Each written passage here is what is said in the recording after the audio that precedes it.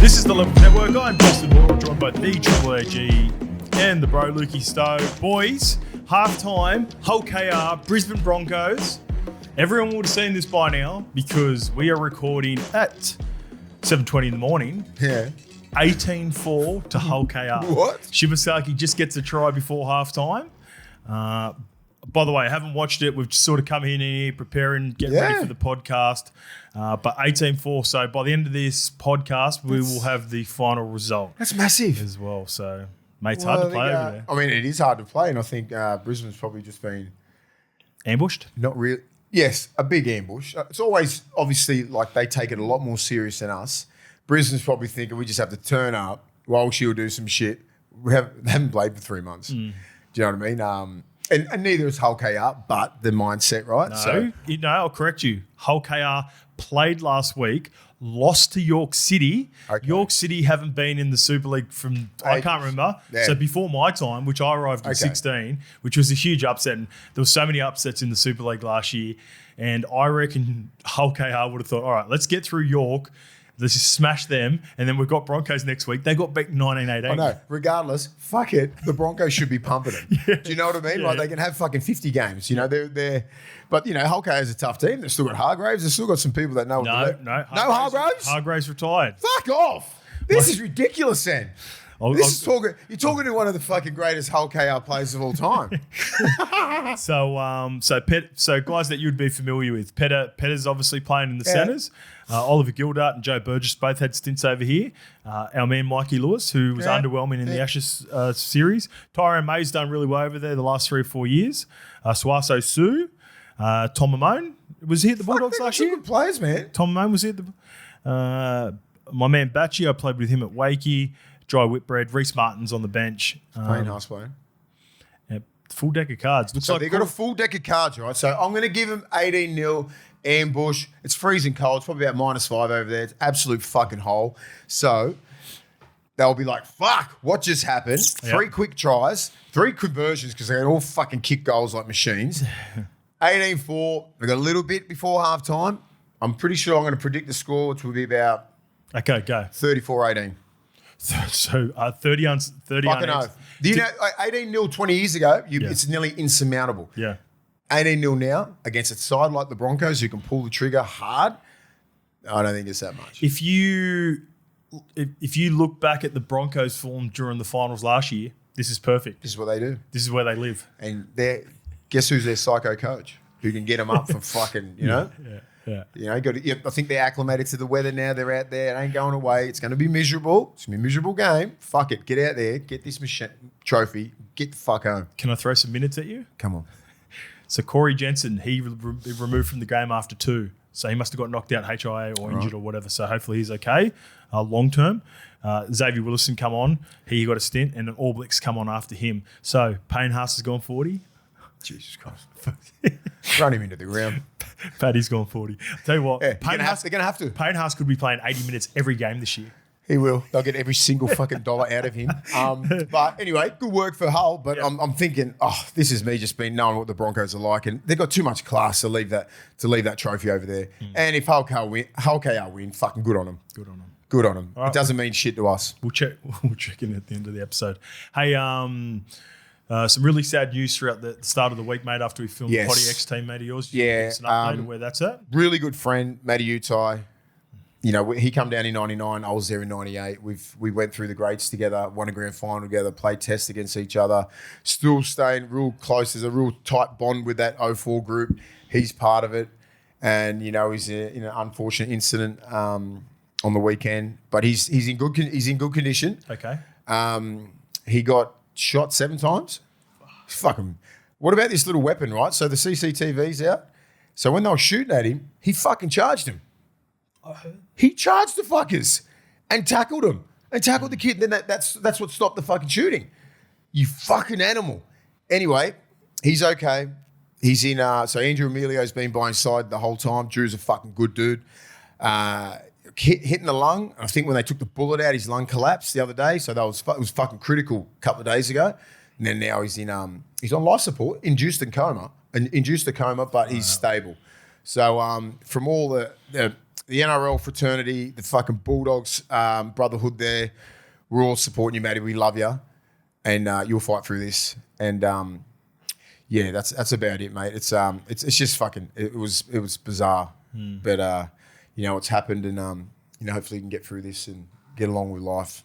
Well, obviously, there's a lot of shit that is going into this story that, you know, I'm not even going to even mention, but you know, he could have easily died. Yeah, could have easily died. They tried. It was an attempted murder, right? So you know, he's gonna get through this, and it's gonna be a funny story next time we catch up for lunch. Yeah, about him charging a fucking gunman. Yeah, he's a beast, mate. He's a beast. So absolute animal. But thoughts, prayers, family, everything's got young kids and family and wife and everything like that. So you'll be fine, matey. Let's go to the All-Stars review because we missed out on the last game. I just got a few things that I wanted to sort of bring up from the game that I thought was important. 18,000 was a great start. Waikato, awesome. Hamilton region. You know, you expect good numbers when it's in Auckland because that's where the Warriors are, obviously. But it shows that there's definitely an appetite for this game in New Zealand, and it probably deserves to go, you know, back and forth from Australia and New Zealand. I guess the biggest concern is for a lot of the teams, because it has been a bit of a fucking pain in the ass with getting the best possible players. It's the extra little bit of travel at this time of year. You're right. Yeah, so you're right. It could go back and forth. It could, you know, or 2 years over there, or maybe 3. I don't know. I think V'landys is probably thinking, you know, is there? Well, he's going over. Can we get a fucking game there? Yeah, Origin's going over there. Yeah, I know. Are we going to have an NRL club there? I'd love to have an NRL club in New Zealand, probably in Waikato or Wellington. Well, the shout is because of the new Christchurch. Yeah, fuck that. The new stadium's the Mickey. I know, but it's got so far away. Yeah, it's got a cover and everything. Nah, it's not that. I know. I went to Queenstown. It's 3.5 hours. Yeah, we could go to Christchurch and Queenstown in the same day. Yeah, there you go. All right, Christchurch. You're back? That'll work. I'm back. Yeah, Christchurch. How far down is it on the South Island? I'm gonna get. It ain't Dunedin. It ain't Dunedin. I would imagine it's an hour drive. Okay, so when you get out, all right, potentially from Queenstown. So I remember Queenstown's a 3 hour flight. I've been to Dunedin. That was fucking that was freezing. Here we go. Yeah, it's bit past. Yeah, Dunedin. I think Carl Heyman, one of the greatest front rowers ever to play, was from Dunedin. Different breed there. Yeah, fucking tough as shit. Yeah, mate. If you grew up in those conditions, he grew up in Dunedin. Yeah. So when I had my little stint in Toulon, fucking Carl Heyman was the front row. Holy shit. Packing down in those rucks. I just used to watch him just train non-stop. Yeah. And he's the best loose head. Yeah. I'll tell you, one of those. But if you talk about, he's a top 3 ever. Yeah, he's in the conversation. He's fucking, the people look at him and go, he's a fucking one of the greatest. And the best fucking bloke. Yeah. Love your biggest. With the game as well, before we get into the game, I don't know if you've seen this or not, but I just wanted to bring this up. The war dances at the start. Yeah, I saw it. Of course I did. Did you see the Indigenous brother that got on the end of and did the stand in front of who was Royce Hunt? Was it Royce Hunt? And Royce didn't know what to do, but he said, "Here you go, mate." I love it, right? Brad, chill. He needs to back off, bro. You don't need to get him like, because Big Royce's like, if that was another player, Royce is staring through his soul. Yeah. But that dude's got feathers coming out of his head and shit like that. I was just looking at it going, I remember. All right, man, just calm down. I was watching it going, come on, bro. Like, I understand you're pumped up, you're a part of it, and you're part of the, you know, the process and the war dance, and it's exciting, and let the players do their thing. You're not the main character. You're not the main. Everyone's here to watch the players. Yeah. You're a part of the spectacle. Just like chill out. Because Royce Hunt, I don't see. There we go. I don't even know who the Indigenous player was that was in front of Royce Hunt, but Royce was looking at him, and then what's this guy doing next? Was like, chill out. Oh, that was that got me. At first I was like, what's doing? And then I had a laugh. I just laughed only because Royce broke and said, like, he was staring and he goes, And he said hello to him. Yeah. He's like, He goes, "You good, bro?" Get out of my face. Fuck. All right. A couple of sort of negatives are part of it. Couple of big injuries. One to your guy, Leo Thompson. He looks like he's going to be out at least 10 weeks now. In the warm-up. Was it warm-up? I wasn't thought it was in a the game. captain's run. He got ruled out like a day before. I think it was captain's run. Captain's run. Yeah, well, it wasn't the game. Fuck. 10 weeks. Yeah. That's a big loss for us because obviously he's we've been questioned. Our middle's been questioned, right? You were excited to have Who's the fucking guy who's going to fix it? Leo, and you can't fucking blame him. It is what it is. Injuries are part of the game. Not sure. Like you look at things like, maybe you shouldn't even have tried to play because you had a quad injury and you weren't training for a couple of weeks, So there's a couple of little things there where, your pride gets in the way because that game means a fucking hell of a lot to people, to players, It's a proud fucking Maori brother, you know what I mean? He's a warrior. And, to play with Fish, to play with these guys, you learn so much. You just, get that little bit of a kickstart to the year. Leo Thompson would have been... So I know he played for Canberra before Newcastle, but I feel like he wouldn't have... Like, he would arrive from New Zealand at like maybe 17, 18, right? Yeah. So he's fully... He fucking loves him, mate. Committed to the game and what it brings and all that sort of stuff. Not to say that others aren't, but he would be one guy that... absolutely loves the game. And another one was Tamati Martin, where what did he do? He did his ankle in the game, and he adds to already a big headache for Webster in the half situation at the moment because we haven't seen anything from Chanel so far as well. He'd be fine, wouldn't he? Luke Metcalf's definitely out for the first month. He said it's going to be Taylor Boyd and Luke Hanson. No, Chanel, isn't it? Well, we haven't seen Chanel yet, and he's he's still not named. So, oh wow, okay, yeah, they've got some concerns going. Yeah, back to Leo. It is what it is, right? It is what it is. He's out for 8 to 10. Yep, it sucks. It is what it is. Next man up mentality. Yeah, you got Max King there. He's played Origin. He's the leader of that forward pack. The other front row, and I'm not sure what we do. Do we go small with Curran? Do we go Sam Hughes? Do we go? You know what I mean? That's up to Ciro. Ciro knows who's ready for that position. Sam Hughes held the fort last year for the first 10 games. Yep. Right? So do it again. Yep. That's the next man up. You just got to fucking... Satilli was named on the bench a few times and started. Exactly. He can do a job for you in the front row. He's a fucking animal. But next man up mentality. We've built a fucking roster there. Ciro's built that roster. There's about 23 fucking bona fide first graders there. Prayers up to the G-Man too. He didn't come out back up after 3/4 time. Adam G did his hammy. Oh, damn. So Belinda Sharp, who refed the women's game, had to do the last I was wondering why she was doing that. You got to stretch a bit, G-Man. Come on. G-Man's... Your glutes are weak. G-Man's been treating himself over the break. Yeah, his glutes are weak. Yeah. Got to sharpen them up of the Belinda variety. All right, let's get to the game. I thought. What about Fish? Had a good game. He was playing a bit of a yoey role. He's got it. Hey, don't worry about these big boys. I hate it when everybody goes, "Oh God, he can ball play."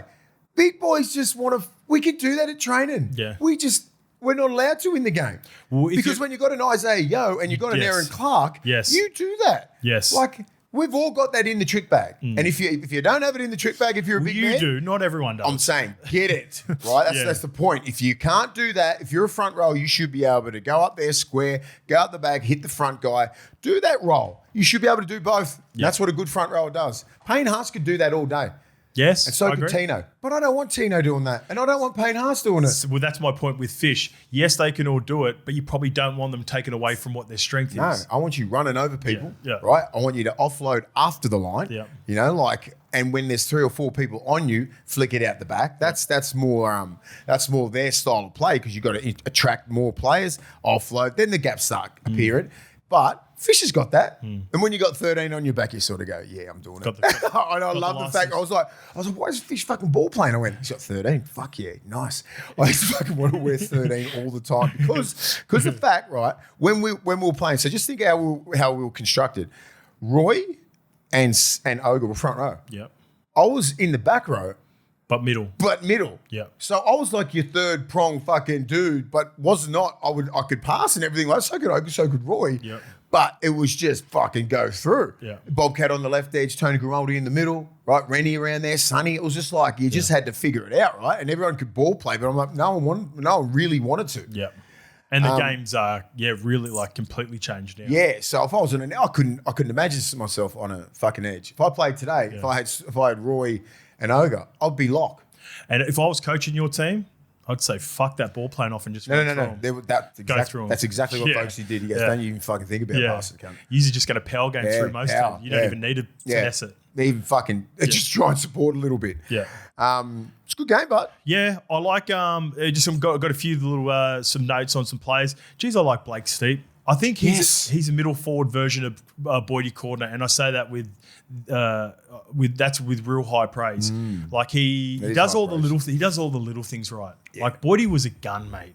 He even looks like it's a little bum chin in that too that gets me. He's got it. He's got a little bum chin, and he's from the Roosters, and he fucking looks like he's got good contact. He never runs past an incomplete tackle, and he's just a real worker. Been coached well. Yeah, I like him. I like Blake Steep. And for the Indigenous side, I thought Trindle and Hines look really good as well. Yeah, Trindle look good. Got that little bit of silk, doesn't he, Trindle? So, Sharkies, they scare me a little bit. They're definitely the team that I had out of the 8 that I'm the most worried about.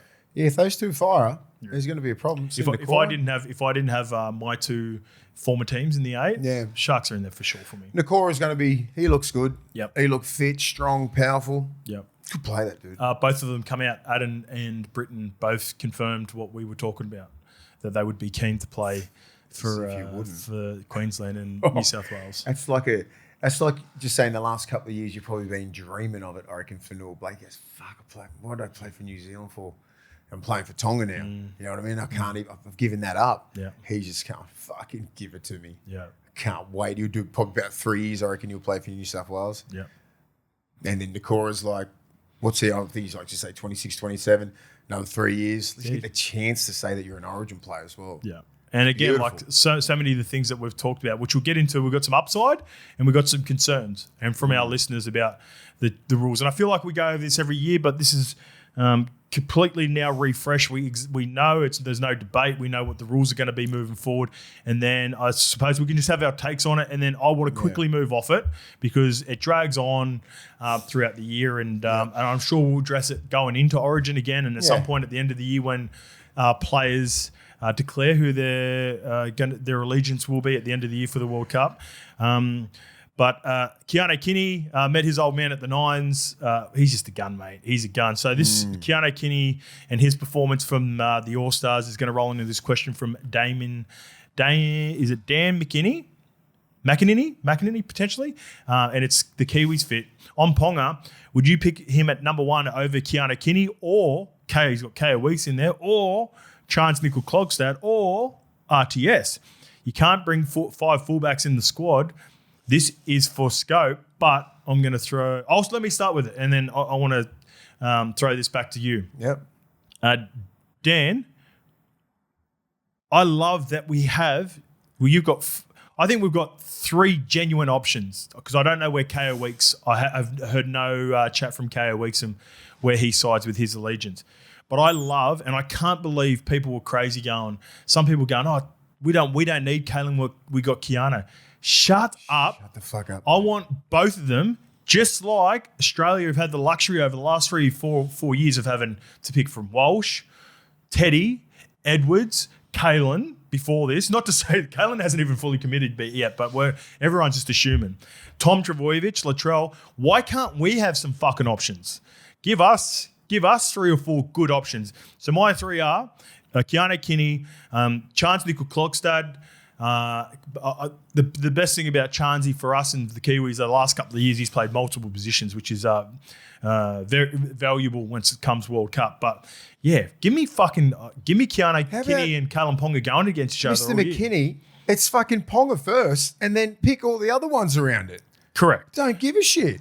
And to be fair, my selection right now is for sure Kalen Ponga, but I really think Keanu Kinney can put some pressure on him this year. Yeah, he can. Put a lot of pressure. But like if you've got an opportunity to pick a person like Kalen Ponga, arguably one of the best players in the competition, you're picking him straight away, and especially with the 19th man and all that sort of shit you can have. I'm not sure if they're going to put it in the international rules, but they should.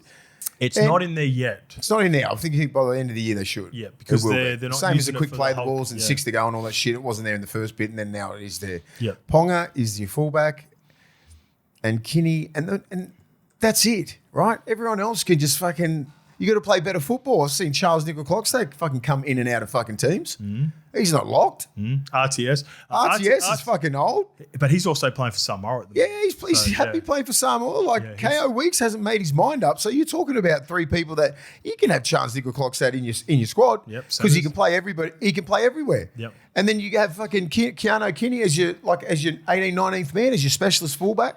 Because Ponga can move anywhere in that back line, and plus he's the specialist fullback. So don't think that Ponga is not your number one choice, mate. Because if he is, you don't know fuck all about the game. There you go, Dan.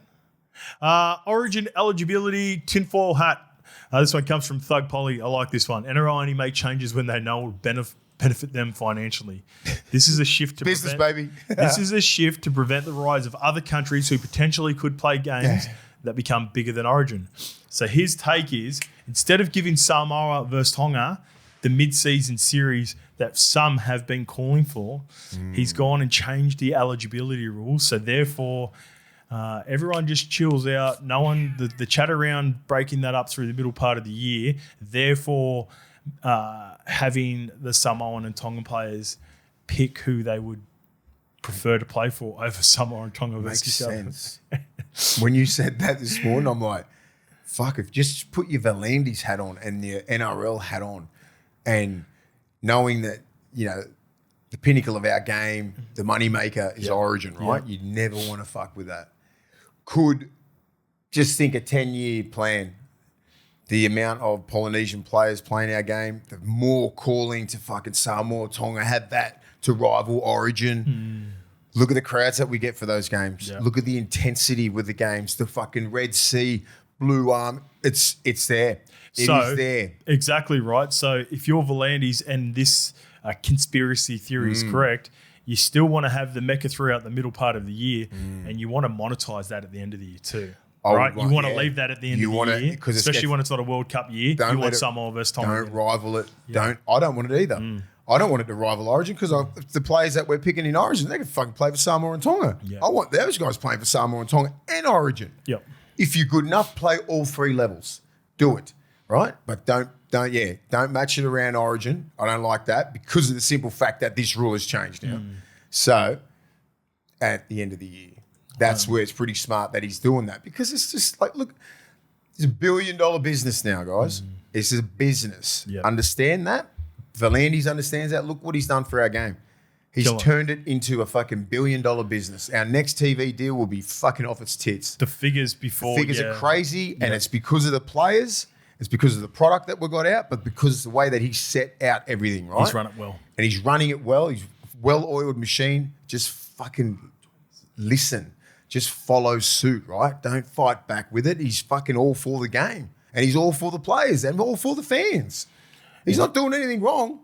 Well, he is all for the eligibility changes, which have benefited some. Some people upset. Some people are loving it.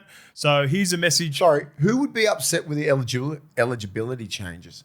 Fans? Let's get to it. I've got a couple. I've got a couple of fans, and these are good ones too. There's some that are just, when they write shit, they're just saying it to antagonise you. I only put the good ones in where there's actually some thought process put behind it from even a couple of guys like Robbo's down the bottom, which we'll get to as well, and he's against it. But this one starts off with Chris Bray. The eligibility changes are huge, and it goes beyond the footy field, and it will impact the World Cup and Origin. These changes reflect the fact that culture, nationality, and identity are not binary in the modern world. Not every person fits into category A or B. These changes tell children or immigrants or kids growing up in families that have mixed cultures and ethnicities that they don't always have to pick one or the other. I also want you blokes to give yourself a pat on the back.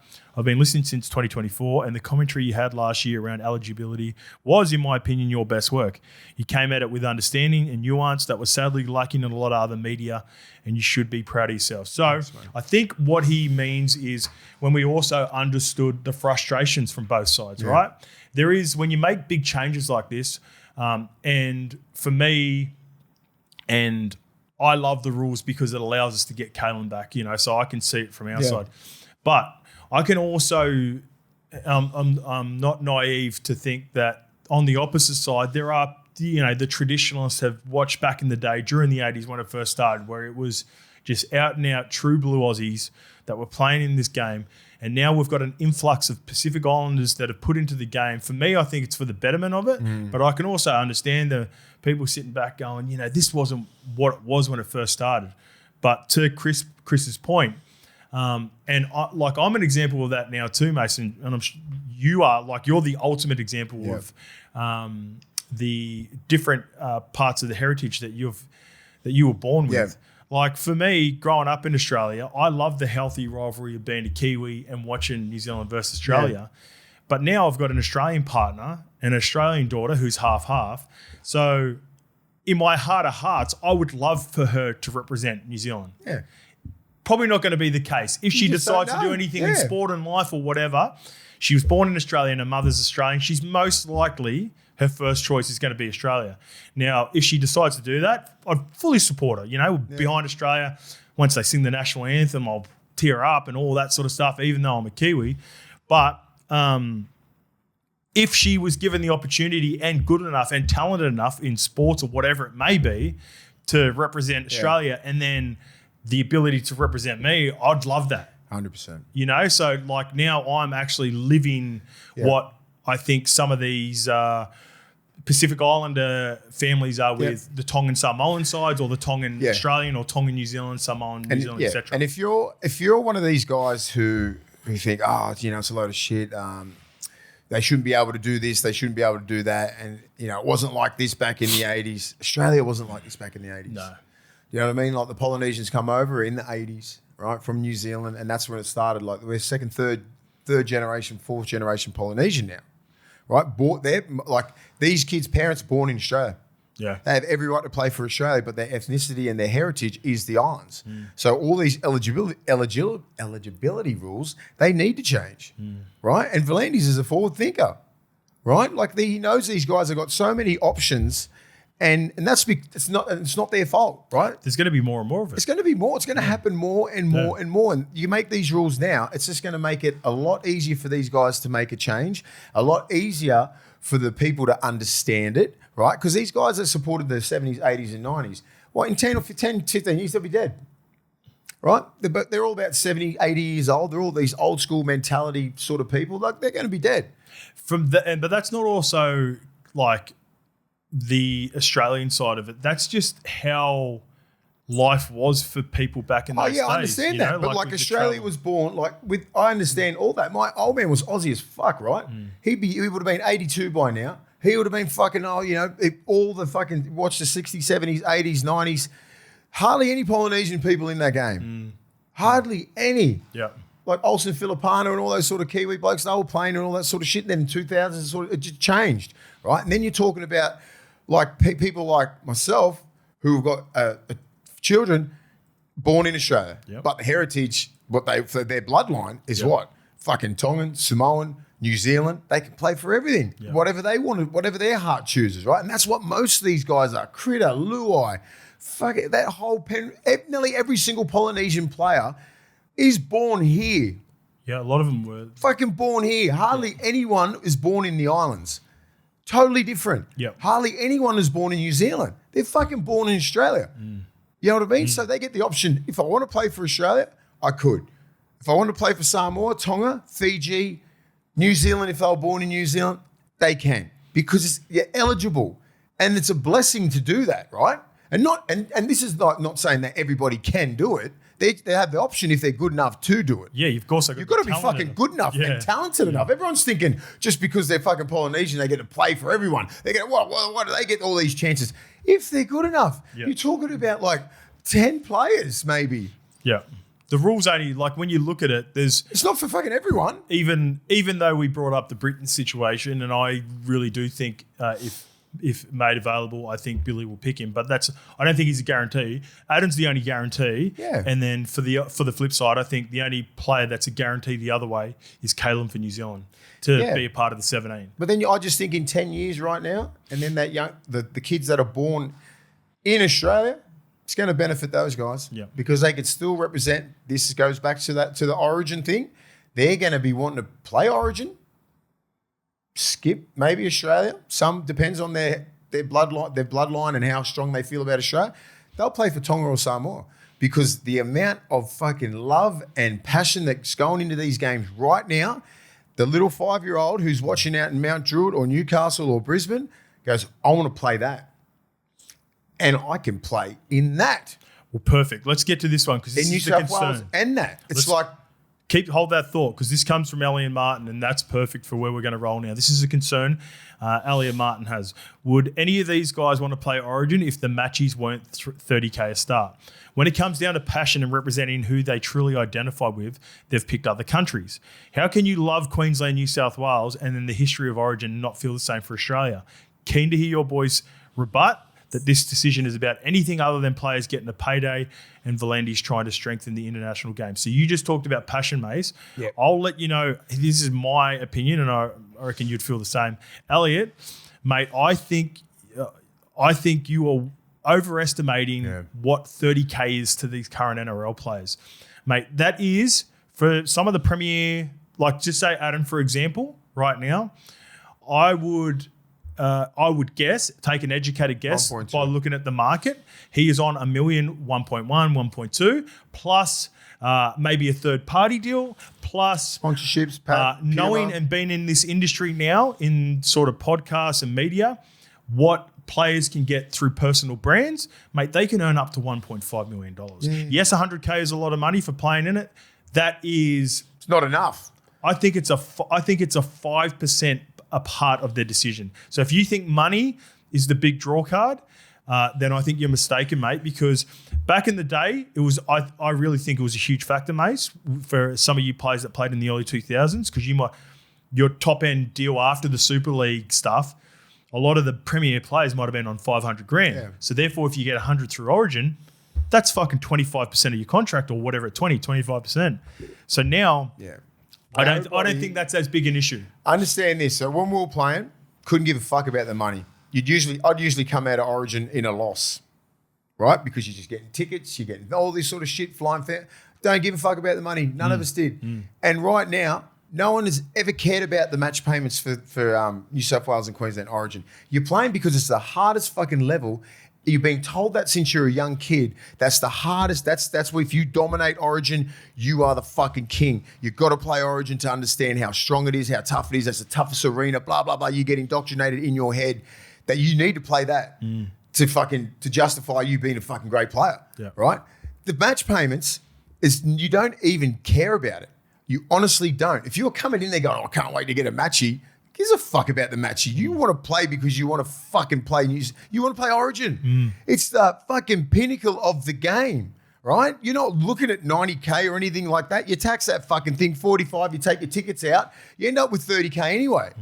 If you play all three games. If you play all three. Yeah. It should be 100 grand anyway. That's a whole nother conversation. Yeah. But nobody cares considering about how much money it brings in. Yeah, the revenue brings about 50 million. If you look at it, it's 2% of the players. It's fucking bullshit. Anyway, no one cares about the match payment.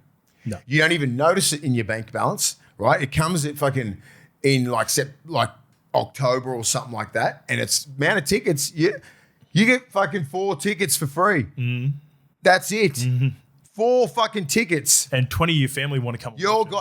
And you think Polynesians don't have families? You're talking 20 fucking tickets times that. Like you're not even looking at some young kids will come through. Just say if you're on 200 grand or something like first Origin, you'll be in the red. Yeah. You will be in the red. Mace, look at some of the debuts in recent memory where a Milky Jenkins or whatever, not even Polynesian kids, they debut for Penrith. They have 30 fucking people in the crowd. But at least they've all got shirts on. But the club looks after him a little bit. Origin, so the club level. That's my point though. Yeah. So you transfer that to Origin. No one looks after you. You're still going to want those 30 people there. You've got 20, 30. Everyone's getting a ticket. Yeah.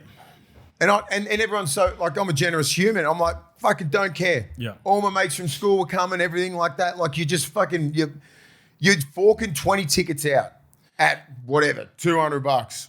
Do the math. Yeah.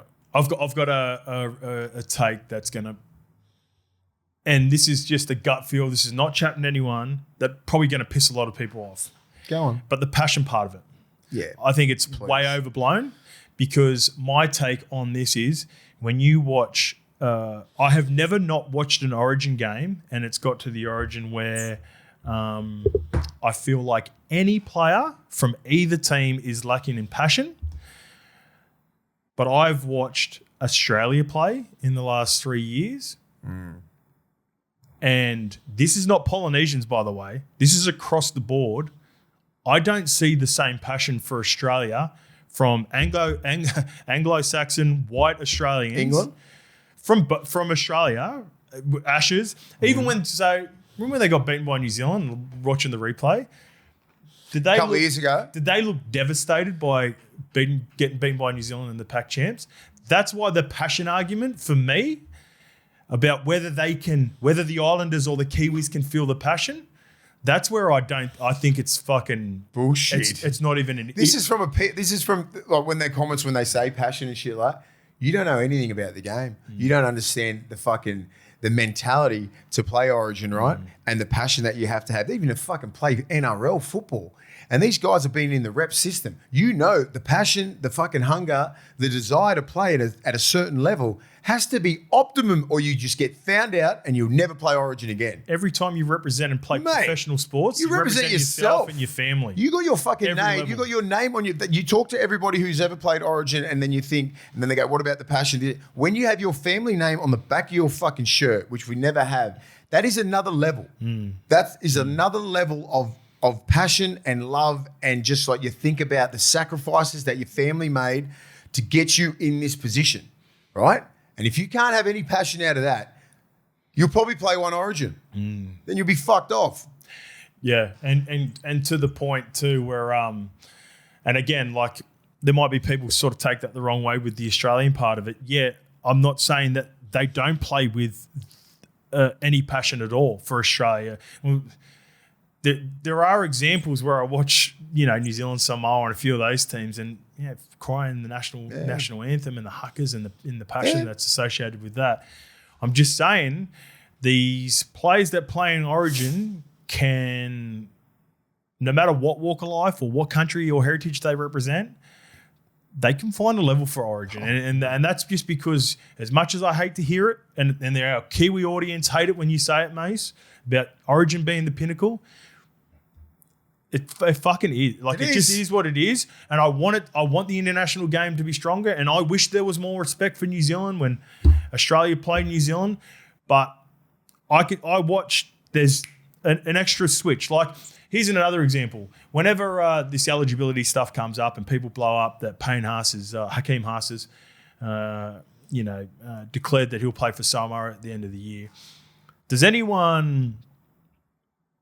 of those naysayers, once it becomes time to Origin, do any of them go, oh, he's not playing with passion in this Origin because he's Samoa? No one ever says that. Everyone always gets behind it. The only thing, here's an example with Jerome Lua a little bit later on around Daniel Robinson. Jerome's another one who's sort of, very polarising figure. Not once does anyone bring it up just before or after about Jerome and his heritage and representing Samoa. It's all about whether he got the job done or not. Yeah. And that's all that matters. Yeah. Like in 23, everyone was loving Jerome, right? Jerome and Mitch get the job done. And then, 24. And everyone starts going, we should have Jerome over Nath. Like there were arguments around that. And then after 25, they're like, oh, maybe it's actually Nathan Mitch, and then that's where the conversation goes. At no point does anyone go, you know what? Jerome wasn't passionate enough in 25 because of something. Like, it just doesn't happen. So never at that level. That argument sort of annoys me a little bit. Here's one from Daniel Robinson. Sorry, boys, hated to be negative, but I'm still hard against these Origin eligibility changes.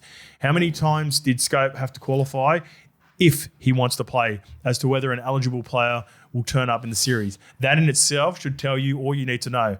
The game has taken its best product that meant something special to so many and has turned it into an all-stars game that will be meaningless to all. Constant change in Origin, including watering down eligibility rules and shopping out one game every series to the highest bidder, has already eroded sentiment amongst the fan base. You only have to look at the atmosphere at an Origin game not played in New South Wales or Queensland as evidence of this. My theory is that chasing the dollar for Origin may kill the golden goose. So, the first part, I understand the frustration of it not being in New South Wales and Queensland. I've always sort of thought that. Taking it away? Taking it away from New South Wales. Yeah, I don't like that. We've been to Perth, Adelaide, now MASE and Melbourne together. And I think that's a fair comment. Like when you do go to the other states, and it's going to happen in New Zealand next year, yes, there is a hunger for the game. Yeah. But there is not the same intensity. It's an event. That's fair. It's an event. It's an event. That's all it is an event. When you go to Melbourne, when you go to Adelaide, fucking, you know what I mean? Perth. Yep. Yeah, it's a great, it looks pretty cool and everything, but it's like, it's an event. Like, there's no passion there. There's not as much There's passion. not atmosphere. Because we're fucking used to going to Suncorp. That's the mecca of Origin. And I'm like, that's what I'm used to. And I'm like, even New South Wales is a little bit fucking boring for me. Well, that fucking Acor. Yeah, it's because last year for that decider, fuck me. I thought I was in Adelaide. Seriously. Allianz would be better for Origin. Allianz is made for Origin. But you can't. 30,000 tickets. Should have made it 60. The part that I strongly disagree about with Daniel Robinson is the eligibility changes. So if we didn't have the Blatchies, they wouldn't be fucking cheering at all for New South Wales. If the Blatchy Blues, they fucking have 30,000 there. They go hard. So fanatics and all that. But I'm just saying, like me as like last year watching that game, I was like, fuck, how quiet was it? You don't hear it. Go to Suncorp the year before, holy shit. From the fucking whistle. That was awesome. There'd be booze and everything. Everyone's getting... That's an Origin. So if you haven't ever been to an Origin game, that's why I like to say someone hasn't been to an Origin game. The first one I'm taking them to is Suncorp. And then that'll fuck their whole Origin life up because everything else is a downer since then. You can't beat a decider. Yeah. No, even fucking... Even when New South Wales I don't care. I don't care. Awesome. I don't care if it's game 1, 2 or 3. Yeah. It's fucking... It's like that. Yeah. You know, that is the home of Origin. New South Wales has its moments, but it's just not built for original Acor. Landy's made a comment on Hello Sport that they make more money in Queensland somehow. Fucking hope they do. Talking about taking the grand finals there. They would be. Must be just the Caxton. No. It's how it's set up. Yeah. Just say if they made Allianz, when they built it, 65 to 70,000. The whole of Paddington would be going off like it used to. The fucking paddo in, the light brigade, and then you walk down there and everyone's on the piss and fucking great time. Because you monetize with the clubs and stuff around. Everything. Right? It brings millions in. Yeah. Look at the Swans, exactly. I think I'm going to the Swans game next week. Bullshit. Swans and Carlton. Do you reckon you'll make half time? Oh, the boys PK's coming up, got a suite. No, it's down here, SCG. Oh, you'll stay at the suite then? Definitely. Yeah, you're in the suite. I think Swans fans want to kill me. I think Swans fans want to kill me. I don't want to move off this. I don't want to move off this because I love Robbo because he's even though he disagrees with something that I feel strongly about, this is the part that I disagree. Mate, they haven't constantly changed the eligibility rules. We've been talking about it for years, but Lukey, can you remember when did I feel like with the eligibility rules, because it's always been tier 1 for at least 5+ years. They've only just changed it now. I would say the last significant change would have been the age of 13, which feels like is at least all the time. Is that like 10+ years? Yeah, man. So we haven't constantly changed it. This is the first big change, but there has been a shitload of discussion around it. Yep. And it's a huge change. Don't get me wrong. It is a huge change in New Zealand and England. Either get with it. I don't think it's going to become an all-stars game, mate. I think that little bit got lost me, mate. I get it what you're saying. There hasn't been constant changes. You're not watering down things, mate. We're trying to get the best players in the best fucking arena. Do you want a bunch you take all the Polynesian influence out of it? What fucking game you're going to have fucking real ordinary players playing Origin? You want the best players playing Origin. Yeah. And if you're eligible, if you've been here, all these eligibility rules, they make sense. Yeah. You have a lot of average players playing Origin. So if this is our fucking the mecca of the game, right? You need the best players. See, I slightly disagree with that, Mace. My part with is, and I never want this to change. I never want the age of 13 to ever be removed. I don't. I want the kids. I don't want an All-Stars game. And again, I know you feel the same, but the way you explain that, I never want Sonny to play in it. I never want Sam. I keep saying this all the time. I don't want Herbie Farnworth. No. They arrive too late. I know Jerome Hughes. Jerome Hughes got applauded for making some comments on the podcast about it. He said, it would be about the money if he did it. And I sort of didn't like. I love Jerome. I sort of didn't like the comments because it didn't matter. Like, Jerome arrived when he was 14. So he sort of opened up a can of worms and made it out like players would be money hungry for that. And it sort of pissed me off from Jerome. Maybe that was his thoughts. And I love that being a Kiwi. And that was sort of the main part of it where he was like, mate, it means more to me to wear the black and white jersey from what I was saying before than playing for Queensland, even though he arrived a year after the eligibility.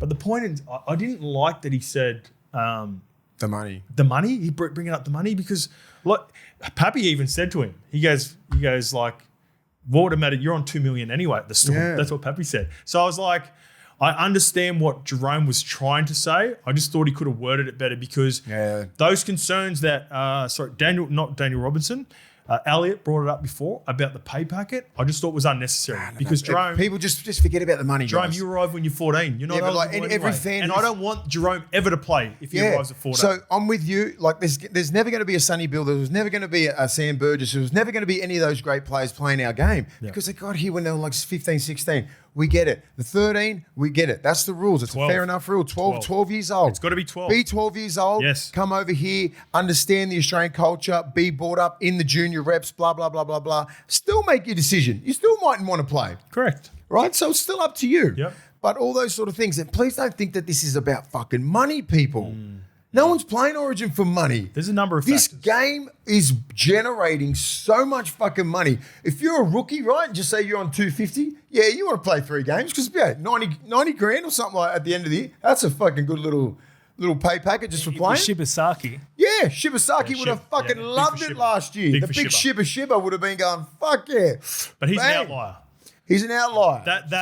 Most players, that run that he went on, are on pretty much fucking near close. If you're playing Origin, 750 plus. If you're playing Origin, you've proved yourself over a 3-4 year period, and then at your club you're getting paid premium salary cap money. Yeah. You're 750 and above most of the time. Yeah. You very rarely you get a Shibasaki who would froth the extra 100K. Don't get me wrong.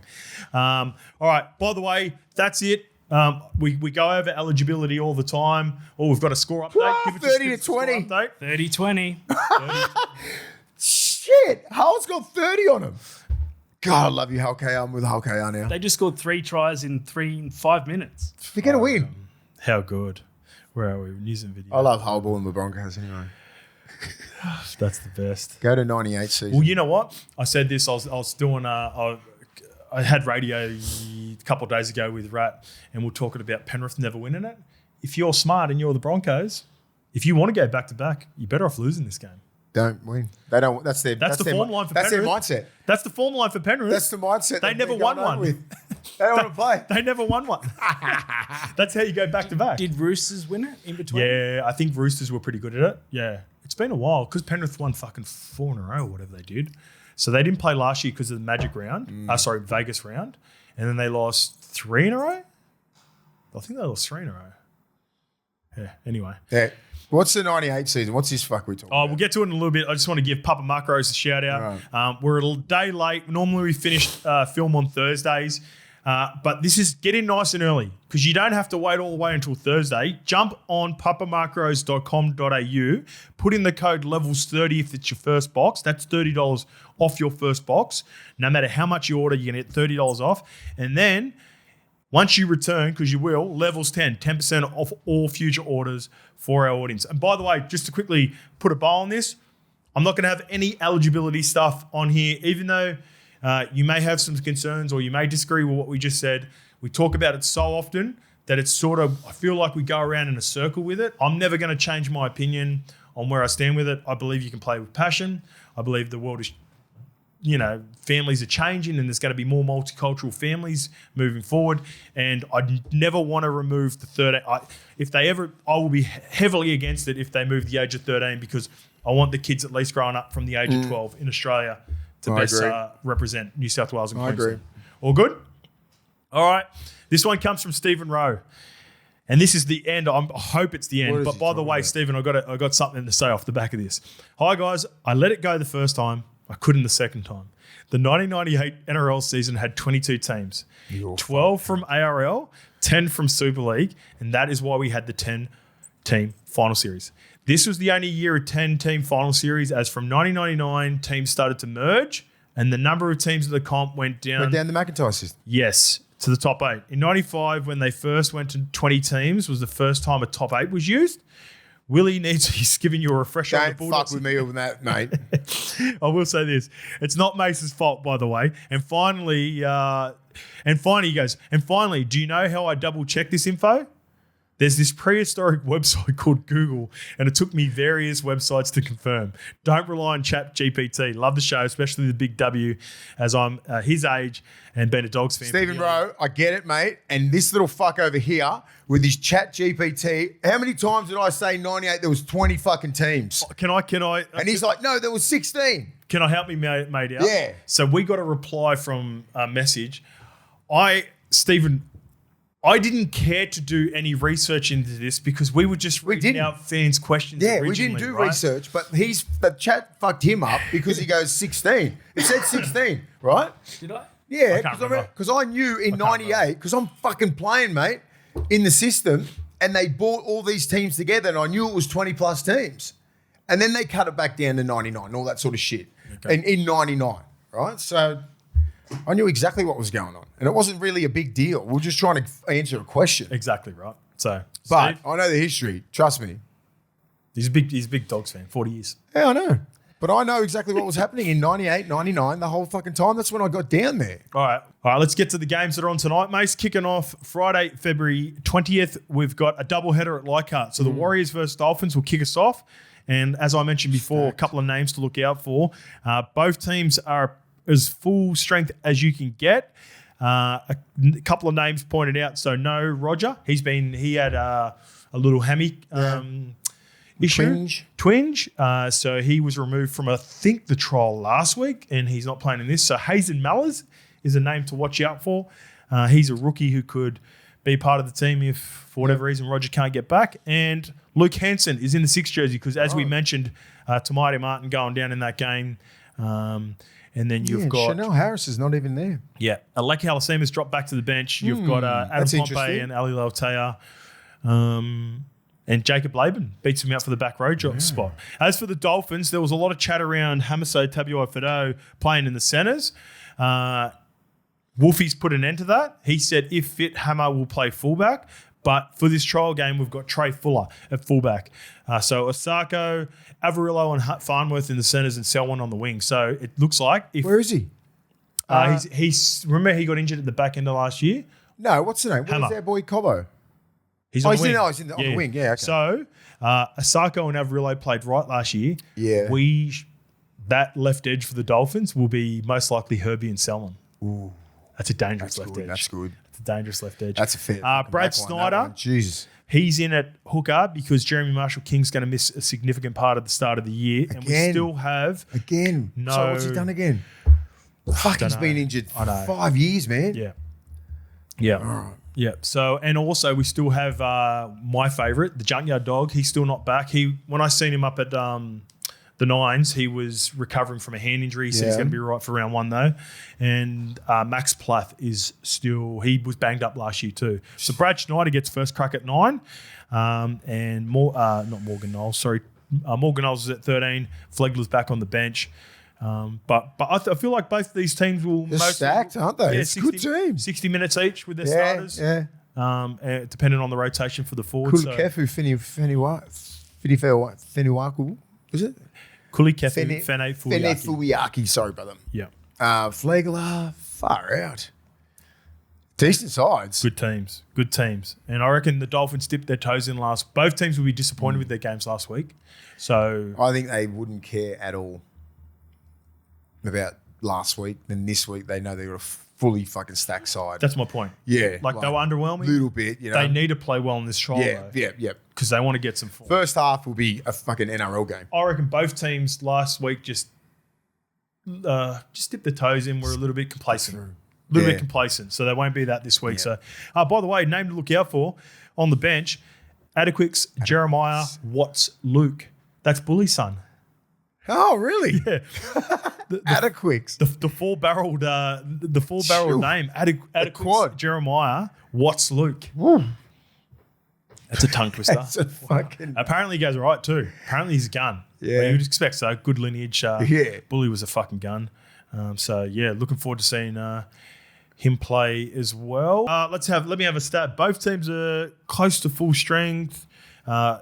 Few concerns with the Warriors team. I'm going to go $1.40. I'm going to go $1.40. Oh, Trey Fuller, no Herbie. Sorry, no Hammer. I'm going to go $1.50 the Dolphins, and I'm going to go $2.80 Warriors. Oh, he's good. Tab have Dolphins at 150. Waz at 255. The line is 6.5. There you go. All right, there you go.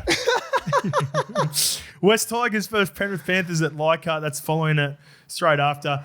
The He-Man, Makassini. Fletcher's nicknamed Himasi Makassini, the He-Man. The He-Man. My man, He-Man. Makassini.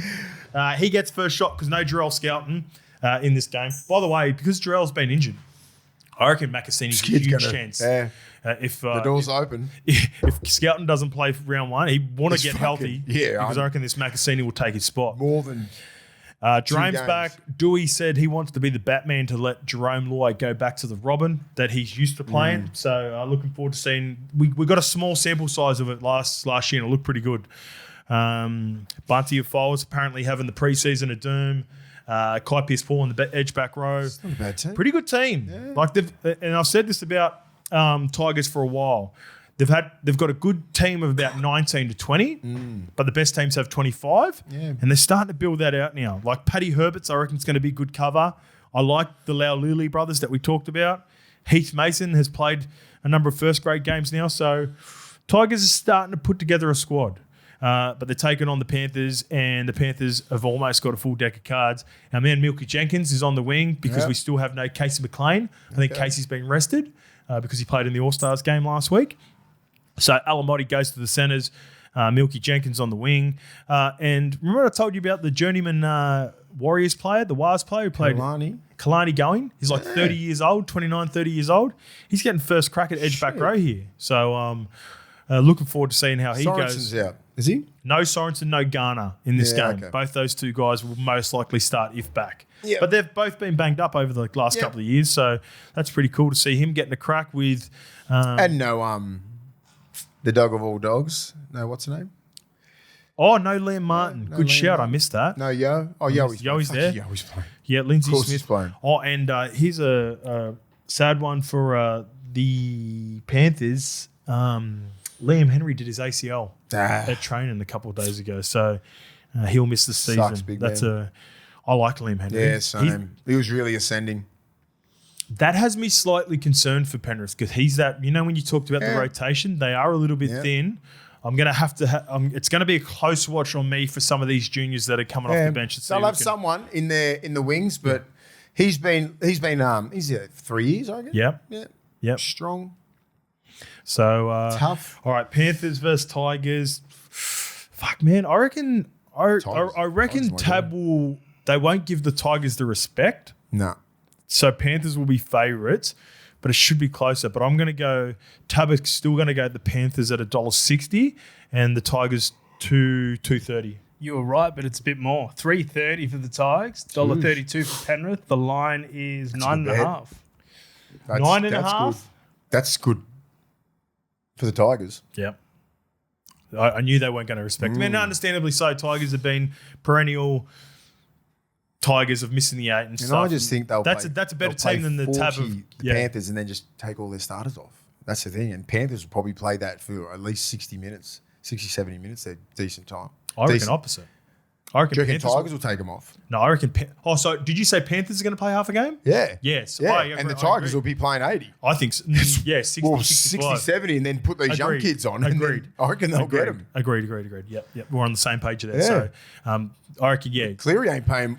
Cleary's not, in my head, is not playing more than fucking 40 minutes. Max. And Yowie. Max. And that's their key. Max. That's it. Tyler, get off.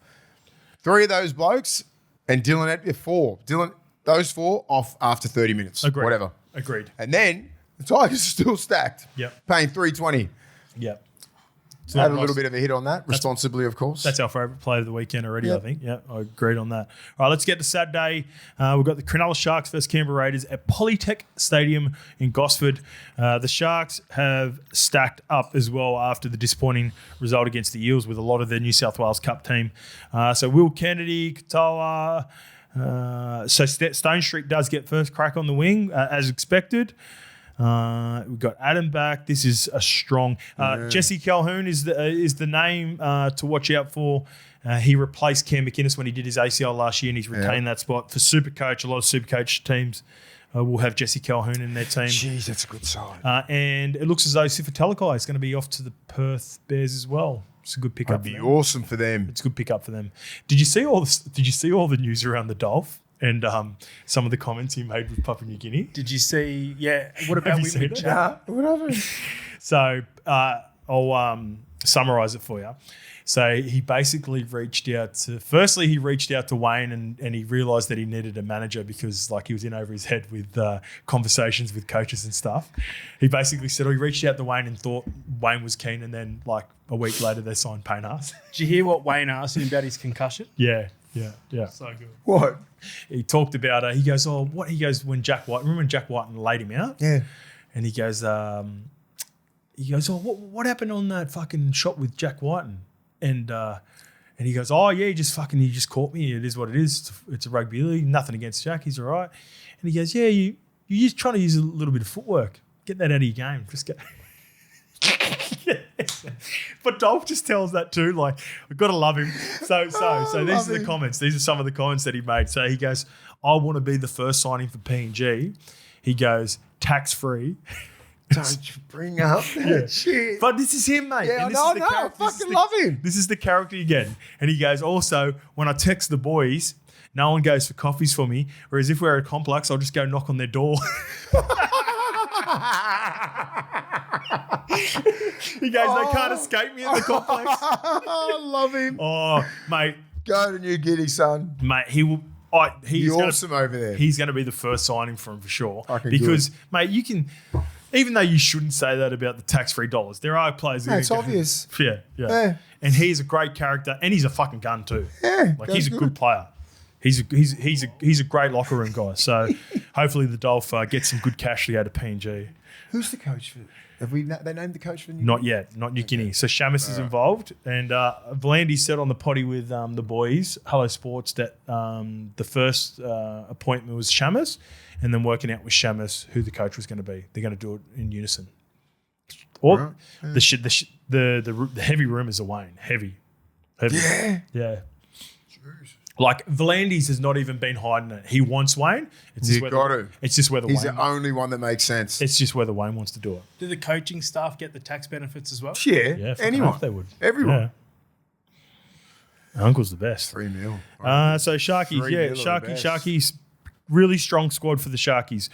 Raiders, not so much. Sticks is still Sticks. He's not playing any of his OGs. They're not a part of it, so we're not seeing Taps or Big Papa. I love how he does that. No, Horsburgh's got off it this year. Remember what Horsburgh had to play in it? The Bra had to play in every game. So Dane Laurie's a fullback. Got Tamale, Simi Sasangi, Seb Chris. Tamale looked pretty good last week. Yep. Yeah. Savage. The halves are Ayalea and Jalen Famasaga. Brayley's getting first crack at 9. Owen Paddy at 14. And then, basically a lot of their sort of younger guys. Yeah, right. Matty Nicholson needs more reps. Zach Hoskin will captain the team from pumped. in the front row. Yeah, I reckon the Sharks are going to go hard in this game. I reckon Raiders, the Sharks will be $4. $1.30 and then the Raiders $3.20. Very close. $1.38 Cronulla, $3 Canberra. The line is 8.5. Yep, that's fair. I like that. Those are the odds. Sydney Roosters versus the Parramatta Eels at Polytech as well. Another doubleheader. Is it? Yeah, up at Gosford. I did say, yeah. Doubleheader again. So, first look at Ches, but not Reece Robson, mate. He's been ruled out, broke his hand. 8 weeks. Robbo's going to be out. So Serious? I think... that sucks. Yep. You'd imagine Connor Watson would go to 9, but also, like I said, I think Benoit Ueli was a chance. Yeah. And then you keep Connor Watson in that 100%. In that X, yeah. I would do that. He looked good last week. Well, there was a couple of times last year where Ueli started but only played like 25 minutes. Connor Watson come on. Yeah, they looked sharp after that. That little combo there, I wouldn't be starting Connor Watson. Yep. So still a few missing in the outside backs. Oh, by the way, I had someone mention this. We forgot to mention with Casey McLean fighting for an outside back spot, Nwanga for New South Wales. Yeah, fuck. Right wing spot for Zach. Would they pick him up? Yep. Yeah. Well, yeah. Knowing that he's going to go next year? We said that about Suoli. Yeah. And also Angus Was it out then? Yeah. Yep, it was. Yeah, he left early. He made the decision early before the season. I would... Yeah, fuck. They're pretty... Again, going to my team, we'll quickly go over this. I would go left. So Biz is a lock. Latrell's a lock for me on the left, depending on injury. Critter's a lock right centre. And I would go either Casey McLean or Nwanga Nituase if Casey McLean wants to do it. I don't know that yet too, but I'd imagine he would. It's a hard one, isn't it? Because Marky Mark. He's marking. I'm not fucking... If I've got him in killing it, I sort of want him on the right wing. Specialist right wing too. Yeah, I want him on the right wing because Casey McLean's... Like, he plays centre every week, week in, week out, at training, this, that. Nwanga Nituase knows every fucking centimetre of that right edge. And even when he went and out that to the wing, sideline. even when he went out to the wing for New Zealand, it was left wing, not right wing. So that could go again. Oh, actually, Bizza can go over to the right quite easily, and Casey on the left. Mark on the right. If he's Bizza can swap. You don't know that, but Mark can fucking stay on that right edge, and Bizza stays on the left. Yeah, but what if you go Bizza with Critter on the right, and then you got Casey McLean and Latrell on the left? Fuck, I don't know. This is dynamic, whatever it is. You still want to see more from Casey McLean, don't you? Yeah, fuck, I'm not sold on him yet. Yeah, okay. That's the thing. And that's understandable. I know he's a specialist centre. Yeah. He's a specialist winger. Yeah. You were right about Nat Butcher, right edge back row for this. So he gets first crack. Yep. Steep at lock, he beat out Siwa Wong, Egan Butcher, and a few other guys that are in the extended bench. As for the Eels, Mitchie's back in the halves with Jonah. Our man Sean Russell, which I highlighted last week, he beat out new recruit Brian Kelly for the centre spot, or Bailey Simonson, depending on which way there's good competition. It's a good side. Yeah, to hold. Jeez. Jack DeBellin goes in at lock. I really like what Kitioni Katonga did last year. Yeah, same. I'm excited for him. Good bench. Come a long way. Tuivati, Matt Dury, Talon Da Silva, Charlie Geimer, Tuolangi, Joe Ash. No, they got there. Can you imagine how hard they're going to train it? They got some depth this year. No, those about seven of them are fighting for that bench spot. Yep. For the middles, they're all fucking similar players. They'll be going hard. Their training session will be fucking outstanding. They're gonna have a good year. Yep. Good depth, the Eels this year. So I'm excited to see what they look like against the Roosters in this game. All right, Melbourne Storm versus the Gold Coast Titans. This is Got the odds. Oh, the odds. Roosters $1.10. No, I'm joking. No. They're going to put some respect on the Eels. $1.70, $2.20. Ooh, 152 and 250. And the line is 5.5. Melbourne Storm versus Gold Coast. What's this one? Oh, yeah, here we go. What do we got? What do I have 8:10 before the 4 o'clock game? That's weird. So let's go to the first game, which is the South. Go down to the South game because that's first at 4 p.m. Okay. So South versus Manly at Glen Willow Stadium. That's in Mudgee. This is arguably the best team that South have put out on the park in fucking 3 years. Have a look at this. Jai Gray, I'm going to go through the full team for this one. Yeah, go. Jai Gray at fullback, Alex Johnston and Campbell Graham on the wings. Latrell will be left centre, Jack White and right centre, Cody Walker on the left with Ashton Ward on the right. You've got Tavita Totola and Keon up front. Cheese at hooker, Tallis Duncan and Fafita in the back row, and Cam Murray. We picked this. We fucking said it, didn't we? Exactly that. Those two are going to be in the centres, Jack and Mitchell. And Big Trell. And then what they're going to do with that back row. And you tell us we get that fucking. So I can tell us going to play left edge, or I'm not sure. Dave will play. I'm not sure. Tell us on the right. I don't know because if you want to even that shit out, right? Fafita would be on the right. So See, but I'm gonna argue the opposite to what I said to you last week with the Newcastle Bulldogs game. When you stack the left edge with the Bulldogs, you looked almost unstoppable before Birdo went off. Fucking well, So I reckon teams go, all right, just defend it. Try and defend it. Give me my toilers on the right. Like, not to say that. Have a look at the right, though. Jack White and Talis Duncan, Campbell Graham. Yeah. If you fucking sleep on that edge, Rabbitohs, man, they're the team. Everyone's the same. The only reason they're not in everyone's team is because they've been unhealthy for 2.5, 3 years. Talis Duncan will be the beneficiary of all that strike because he's fucking looks like he's improved a hell of a lot. Yeah. His defense is outstanding. Runs good lines, pretty fast. Just don't sleep on him. Good cover too. Like, look all the way through. Bronson Garlic cover for hooker lock. Ewan Aiken can cover everywhere. Adam Elliott. Centers. Adam Elliott, Lachlan Hubner, Sean Kepi. Duff can be a straight swap for Jai Gray. I mean, like the main con for the South Sydney Rabbitohs is they're banged up, but because they were so banged up, so many of these guys have got reps, mate. Yeah. That was the only bonus. So if required, it's going to suit them. But they take it on the Manly team, and we were watching the documentary on the way in, the Life with Jamal Fogarty. I think he can. I think he can really work for this team. I liked what I saw from him in that. I know it's pro player when they do the Life of, but he's just got a good head on his shoulders. Yeah. He's going to be a completely different player to Ches, but he'll link up in the halves with Luke Brooks. Clayton Falolo is playing fullback because they're keeping Turbo under wraps. Jakey's also not playing in this game. What's another notable? Joey back. Walsh in 14. Paseka's back. Paseka's back. Olakwatu's not playing. My man, Big Simi Leafai. He is on the bench in the 20 jersey. I would go. Ethan Bullymore and Kobe Hetherington's going to be a problem coming off the bench. Well, I would rather start. I like him. This is what I'd go, mate. Start Kobe. Start Kobe. Nathan Brown, we know he's good cover. Nathan Brown. Give me Big Simi on the bench straight off the bat. Give me that big fucking man mountain coming on. Yeah. Because Taniela can only go 25, especially coming back from an injury, so he's going to be gassed. Yeah. But let's not take off the size. I know that he's a tough bugger, Nathan Brown, but let's just go let's leave mountains on there and just fucking dent in the line. Bash. Give me Big Simi. I want to see him straight. I don't want to fucking drip feed him in. Let's get him out there straight away. Yeah, I agree. But Souths will be heavy favourites in this. They'll be $1.25 and Manly will be $3.75. Tab have them at $1.42. Manly at $2.80. The line is 8.5. Yep. All right, last game, Melbourne Storm versus Gold Coast Titans. That's at Sunshine Coast Stadium, 8 o'clock at night. It's a late start for a trial on a Sunday. That's strange. Saul Falongo does get first crack at fullback. Moses Leo will get a spot on the wing, but we don't have any Oates. Tab have that on Saturday.